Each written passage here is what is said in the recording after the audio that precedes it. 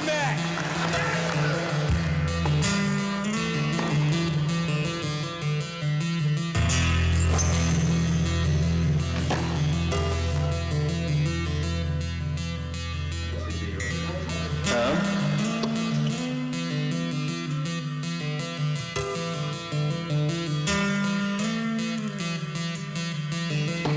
Here, I got one for you.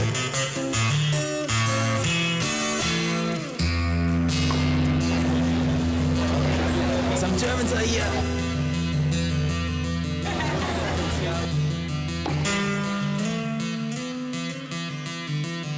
What do you say?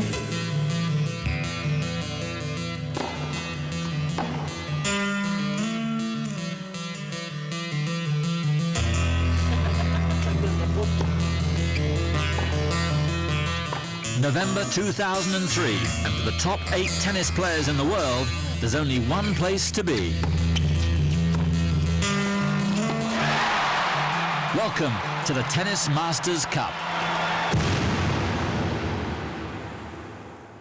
The Tennis Masters Cup is the culmination of the season. Since its inception in 2000, the year-end finale has travelled to Lisbon, Sydney and Shanghai. This year, the biggest prize in the men's game has come to Houston, Texas, and the West Side Tennis Club.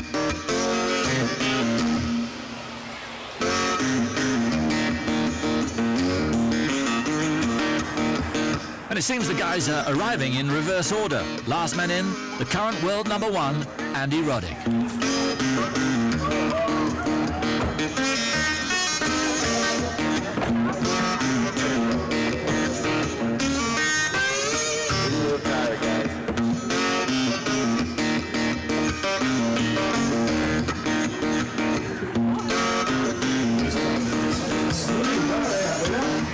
Prior to the opening ceremony, the tournament's choice of headgear seems to be the hot topic of conversation. Let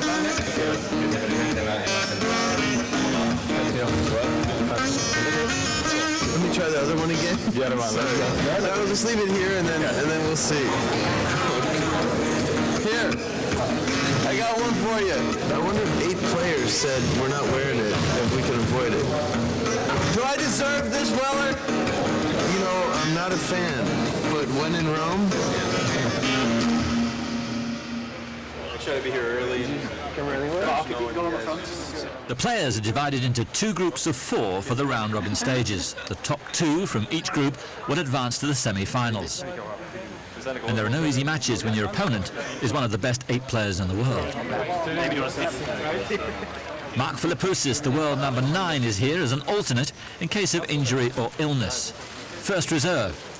It's a strange position for a top 10 player to find himself in. It's my job to be here just in case something happens, but I really hope that, you know, everyone's healthy and everyone plays. Every match is going to be very tough, very difficult for the physique, for the mind, for everything, so you have to be very ready and try to be focused all the time. It was my goal at the beginning of the year, and you know, I'm very happy being here. When you play the Masters, nobody has to motivate you. I mean, I go out there, I like to compete, I try to enjoy myself and try to play good tennis. I come here knowing that the best thing I can do is just throw myself in the fire and see how I go.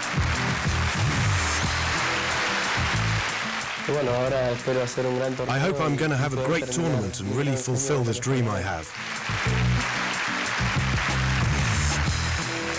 I made it to the Masters and I'm really at the peak, and I just want to finish the year nicely and hopefully, I can play well here and maybe win this title. You are playing the last tournament, you are happy, you are playing a special tournament, so you wanted to play a good tennis. I have a very cool relationship with the fans here, and I feel very comfortable here. As well as the prestigious title and a cool $1.5 million for an unbeaten champion, once more the year-end world number 1 will be decided at the Tennis Masters Cup. Mathematically, 3 players have a chance of securing the coveted top spot. Switzerland's Roger Federer, Spain's Juan Carlos Ferrero, and the current number 1, Andy Roddick. Notable by his absence from the opening ceremony is the man single-handedly responsible for bringing the cup to Houston. A few miles away at the Gallery Furniture Superstore, the promoter of the Tennis Masters Cup is hard at work. Jim McInvale, or Mattress Mac, is a self-made multi-millionaire. 20 years ago, he was selling furniture from a tent pitched by the side of a freeway. Today, his store brings in $1.5 million every weekend. This gregarious workaholic is a huge supporter of tennis today, and he's invested millions of dollars in the game.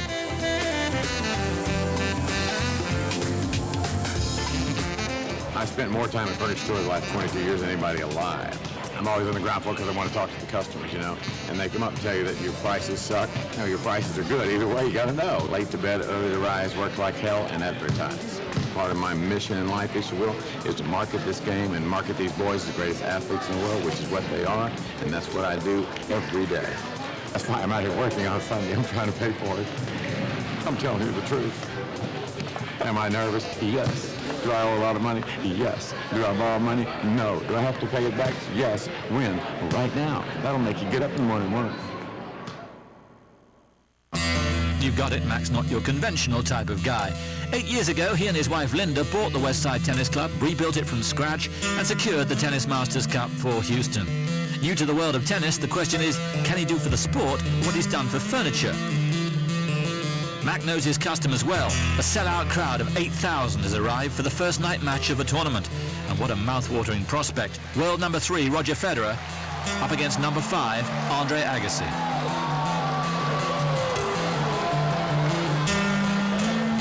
Agassi hasn't played tournament tennis since the US Open in August due to the birth of his second child. But in the opening set, it looks like the 33-year-old has never been away. Agassi takes the first set on a tiebreak.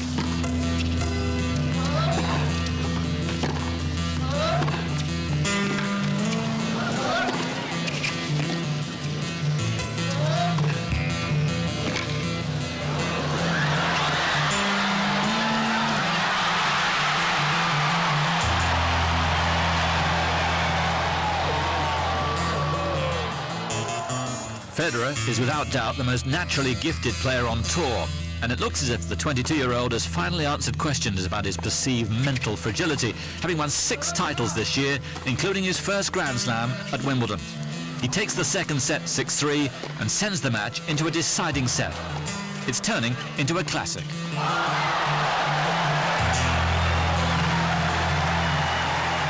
In the final set, it all depends on the breaker.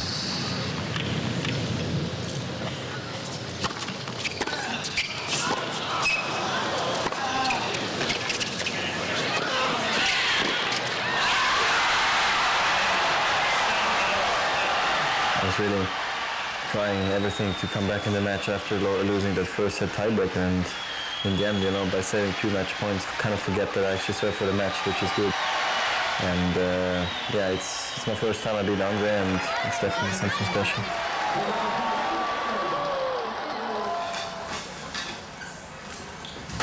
Back in the locker room, all the age and experience in the world can't disguise the pain of a loss. This is something that simply doesn't get any easier to bear.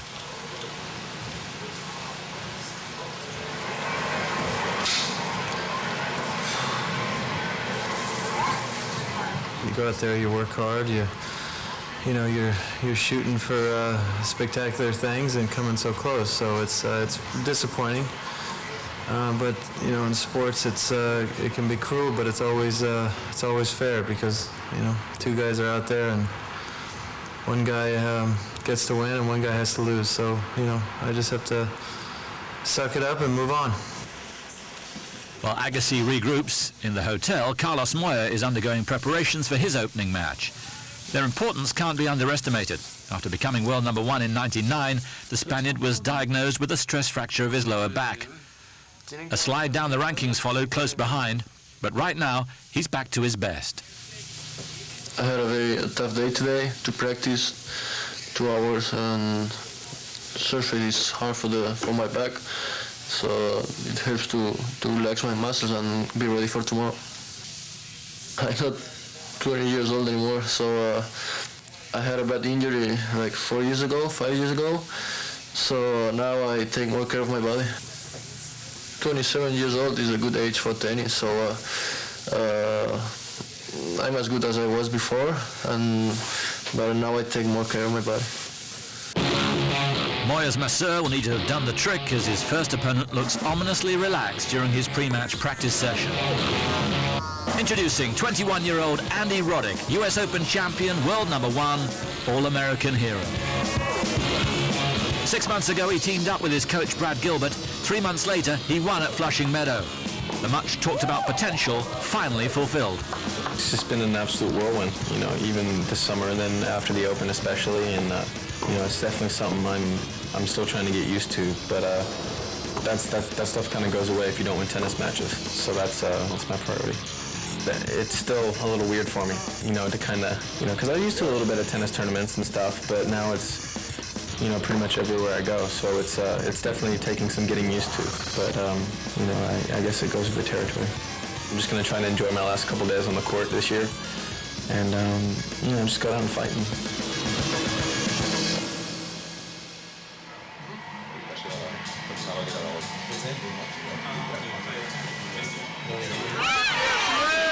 Roddick's popularity is only too evident on the walk from the locker rooms to centre court. It's comparable to a rock star.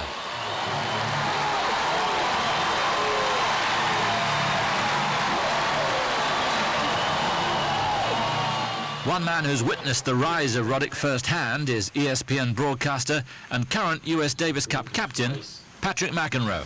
Andy Roddick looking to finish the year #1 in the world. He has a persona about him. He loves being out there. He loves the spotlight. He loves to perform. He loves the competition. And I think fans are drawn to that. He's able to draw these young kids in now, these 8 to 13, 14-year-olds with the hats backwards, and you know, they like his whole style, and so that's important. I think he's got a little bit of Connors in him. He's got a little bit of my brother in him. He's got a little bit of maybe Jim Courier in him with his attitude, even a little bit of Agassi, you know, with the fact that he loves to play to the crowd, but he's his own guy. 18-mile-an-hour first serve.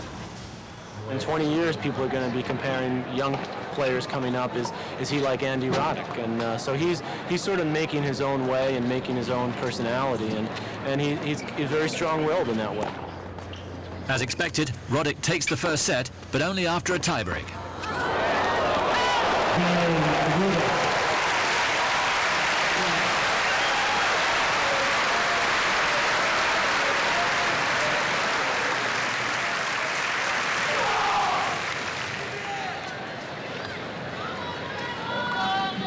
But Moya battles on. Playing much more aggressively, he wins the second set, 6-3.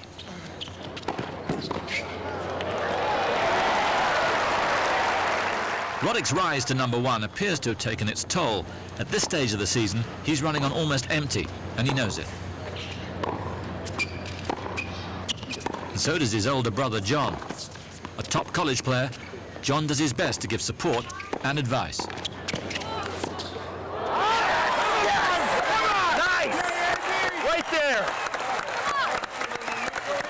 If I see things in matches, sometimes, you know, like certain patterns, you know, I'll pick it out, and then he'll use the information if he wants to, and if he doesn't, he doesn't. That's just the way he is.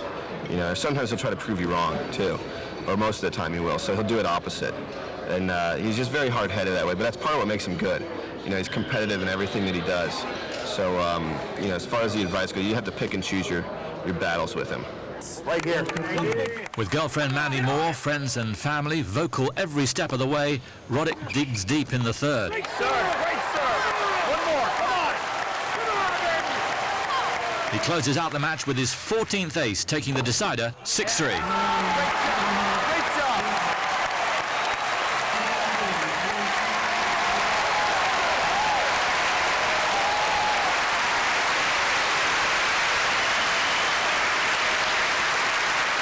Moya's night is over.